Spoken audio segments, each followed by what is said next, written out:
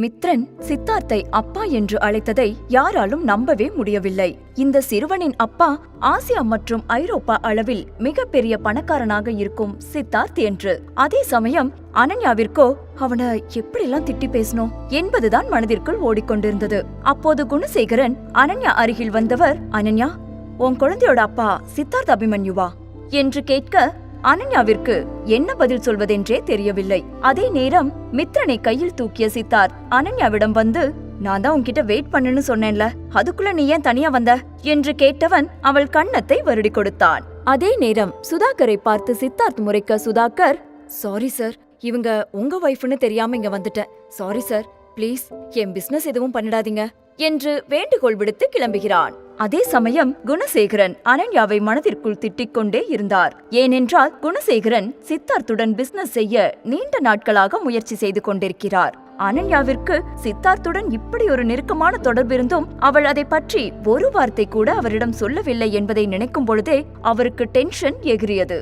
பின் அவர் சித்தார்த்திடம் பேசலாம் என்று போக அவன் கண்டு கொள்ளாமல் அனன்யாவின் தோளில் கை போட்டு, டார்லிங் வா போலாம் என்று அவளை வேறு ஒரு இருக்கைக்கு அழைத்துச் செல்கிறான். அவனை விட்டு விலகிய அனன்யா, நீங்க தான் அன்னைக்கு யாருக்கும் ஹெல்ப் பண்ண மாட்டேன்னு சொன்னீங்க, இன்னைக்கு எனக்கு எதுக்கு ஹெல்ப் பண்றீங்க என்று கேட்க, ஹெல்ப் பண்ணா நீ பணம் தருவியோன்னுதான், இப்போ எனக்கு எவ்வளவு தரப்போற என்று கேட்க அனன்யா அவனை முறைக்கிறாள்.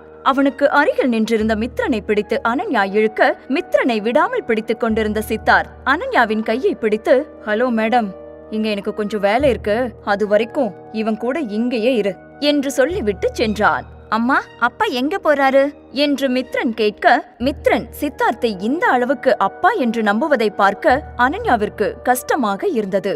சித்தார்த் அவனுடைய அப்பா இல்லை என்பதை எப்படியாவது அவனுக்கு புரிய வைக்க வேண்டும் என்று முடிவு செய்து அவனிடம் பேச வர, அப்போது அஞ்சலி அந்த பக்கம் வருவதை பார்த்தால் அனன்யா அவளை பார்த்து முறைத்தபடி, ஆமா நீ எதுக்கு இங்க வந்த என்று கேட்க, அஞ்சலி நல்லவள் போல், சும்மா உனக்கு போர் அடிக்கும், அதான் டைம் பாஸ்க்கு பேசலான்னு வந்த என்கிறாள். உனக்கு ஒண்ணு தெரியுமா, ஒரு சமயத்துல உன்னை பார்த்தா எனக்கு ரொம்ப பொறாமையா இருக்கும். சின்ன வயசுல இருந்து உனக்கு தான் எல்லாமே கிடைக்கும், அப்பா கூட உன் மேலதான் அதிகமா பாசத்தை காட்டுவாரு, அதோட பிரகாஷ் கூட உன் பக்கம்தான் இருந்தான், அதான் நான் உன்கிட்ட இருந்து இதெல்லாம் பறிக்கணும்னு நினைச்சேன் என்று அவள் சொன்னதை கேட்ட அனன்யாவிற்கு சிரிப்புதான் வந்தது.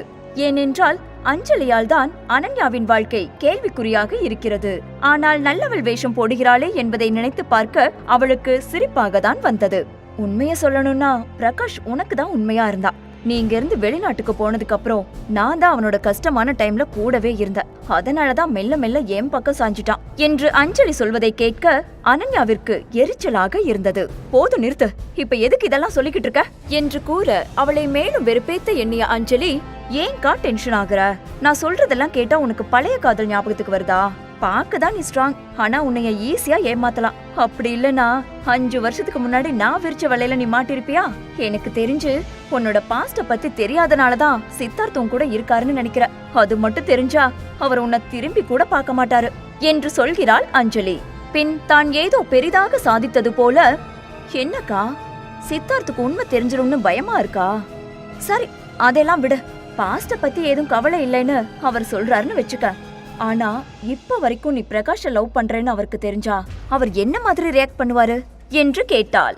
அஞ்சலி ஏன் இப்படிலாம் பேசுறா என்று அனன்யா யோசித்துக் கொண்டிருக்கும் போதே கீழே விழுந்த அஞ்சலி, ஏன்கா இப்படிலாம் பண்ற, உனக்கு தான் அவ்வளோ பெரிய பணக்காரர் கூட ரிலேஷன்ஷிப் இருக்குல்ல, அதுக்கப்புறமும் ஏன் பிரகாஷ் மேல ஆசைப்படுற, இதெல்லாம் ரொம்ப தப்புக்கா என்று வேண்டுமென்றே சத்தமாக பேச அவள் பேசியது எல்லோரின் காதையும் எட்டியது.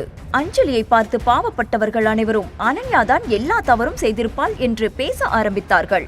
தொடர்ந்த அஞ்சலி, உனக்கெல்லாம் மனசாட்சியே இல்லையா, நாங்க எல்லாத்தையும் கடந்து வந்து இப்பதான் புதுசா ஒரு வாழ்க்கைய வாழலான்னு பார்த்தா நீ ஏன் அதையும் கெடுக்க பாக்குற, உனக்கு நாங்க அப்படி என்ன கெட்டது பண்ணிட்டோம் என்று அவள் புலம்ப அனைவரும் அனன்யாவை திட்ட ஆரம்பித்தார்கள்.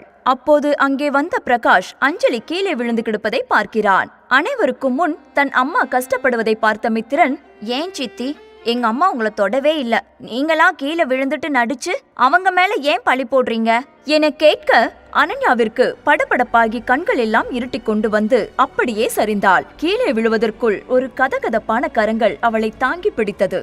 அனன்யாவை தாங்கி பிடித்திருந்த சித்தார்த் அஞ்சலியை பார்த்து முறைத்தான். அதை கண்ட அஞ்சலி அவனிடம், என்ன தப்பா நினைக்காதீங்க, என் அக்காவும் பிரகாஷும் ஒன்னாதான் வளர்ந்தாங்க, அதோட லவ் கூட பண்ணாங்க என்று சொல்ல அதை கேட்ட சித்தார்த் கோபப்படுவான் என்று நினைக்க, அதற்கு மாறாக பிரகாஷை மேலும் கீழுமாக பார்த்தவன் நக்கலாக, என்ன மாதிரி ஒருத்தன் கூட இருக்கும்போது அவ எதுக்கு யாரோ ஒருத்தனை பார்க்க போறா என்று கேட்கிறான். அவன் சொன்னதை கேட்ட அஞ்சலிக்கு மூக்கு உடைந்தது போல இருந்தது.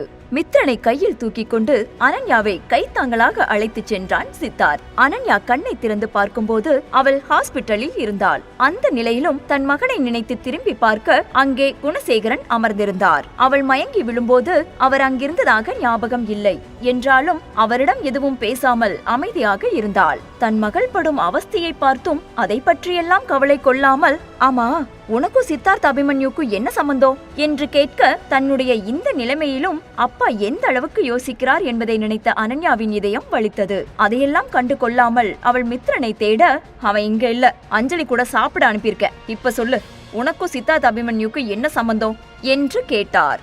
அதை கேட்டு கடுப்பான அனன்யா, இப்ப அதை கேட்டு என்ன பண்ண போறீங்க? 5 வருஷத்துக்கு முன்னாடி எனக்கு உங்களுக்கு சம்மந்தம் இல்லைன்னு தண்ணி தெளிச்சு விட்டுட்டீங்களே, இப்ப என்ன திடீர்னு அக்கறை என்கிறாள். பின்தொடர்ந்த குணசேகரன், இங்க பாரு அனன்யா, எங்களுக்கு பிடிச்ச மாதிரி இருக்க முடியும்னா இரு, இல்லாட்டி கிளம்பி போய்கிட்டே இரு என்கிறார். சிறிது நிதானித்த அனன்யா, கொஞ்சம் பெட்டரானதும் மித்துவ கூட்டிட்டு கிளம்பிடுற என்க, அதற்கு குணசேகரன், இங்க பாருமா, நீ போறதுனா தனியா போ, மித்ரன் இந்த வீட்டு வாரிசு, அவன் எங்க கிட்டதான் வளரணும், உன்ன மாதிரி ஒரு அம்மா கிட்ட வளரதை விட அவன் எங்க கூட வளர்ந்தாதான் ஒழுக்கமா வளர்வான் என்கிறார். முதல்ல என் குழந்தைய பார்த்தப்ப அவனுக்கும் இந்த குடும்பத்துக்கும் எந்த சம்பந்தமும் இல்லைன்னு சொன்னாரு. இப்போ சித்தார்த்தோட வாரிசா இருக்கலான்னு தோணுனதுக்கு அப்புறம் மித்ரனை இவர் கூடவே வச்சுக்க பாக்குறாரு. இவரால மட்டும் எப்படி இப்படி மட்டமா யோசிக்க முடியுது ச்சே என்று நினைத்தாள் அனன்யா. அனன்யாவிற்கு ஒரே நம்பிக்கை மித்ரன் தான். அவன் மட்டும்தான் அவளின் கஷ்டம் சந்தோஷம் அனைத்திலும் உடனிருந்தவன். அப்படிப்பட்ட மகனை இழக்க விரும்பாமல், என்னால என் மகனை இங்க விட முடியாது, எனக்கு அவன் வேணும் என்க, அதை கேட்ட குணசேகரன், அப்ப நீ அவனை தாராளமா கூட்டிட்டு போலாம், ஆனா அதுக்கு முன்னாடி நீ எனக்கு ஒரு உதவி பண்ணி ஆகணும் என்று கொக்கி வைத்தவர் முகத்தில் ஒரு வில்லத்தனமான புன்னகை தோன்றியது. அதை பார்த்ததும் அனன்யாவிற்கு அவர் ஏதோ வில்லங்கமாக கேட்க போகிறார் என்று புரிந்தது. குணசேகரன் என்ன அப்படி வில்லங்கமாக கேட்டார் தெரிந்து கொள்ள இப்போதே பாக்கெட் எஃப்எம்மில் ரகசிய சிநேகிதனை தமிழ் கதையை கிளிக் செய்து அடுத்த எபிசோடை கேளுங்கள்.